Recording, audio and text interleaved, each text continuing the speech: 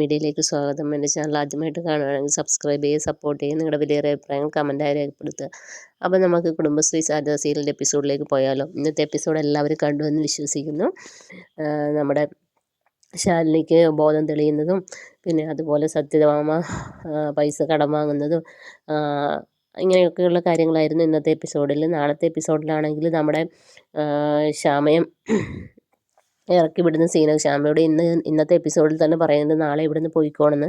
അങ്ങനെ ശ്യാമ ഡ്രസ്സൊക്കെ വാരിക്കെട്ടി പപ്പയും മോളെയും കെട്ടി അവിടുന്ന് ഇറങ്ങുവാണ്. സത്യഭാമയോട് പറയുന്നത് ഇറങ്ങുക എന്ന് പറയുന്നത്. അങ്ങനെ അവരെ ഇറക്കി വിടുന്ന സീനുകളൊക്കെയാണ് നാളത്തെ എപ്പിസോഡിൽ. അതുപോലെ നമ്മുടെ ശാലിനിക്ക് പകരം കുറച്ച് ശാലിനിയുടെ അഭാവത്തിൽ പുതിയൊരു കളക്ടർ ജോയിൻ ചെയ്യുന്നൊക്കെയുണ്ട്. ആ കളക്ടറെ വെച്ചാണ് ജപ്തി ചെയ്യാൻ വേണ്ടി അവർ തിടുക്കം കൂട്ടുന്നത്. അപ്പോൾ സുസ്മിതയൊക്കെ പ്ലാൻ ചെയ്യുകയാണ്. നമ്മുടെ വിഷ്ണുവിനെ കൊല്ലാനുള്ള പ്ലാൻ ചെയ്യുകയാണ്.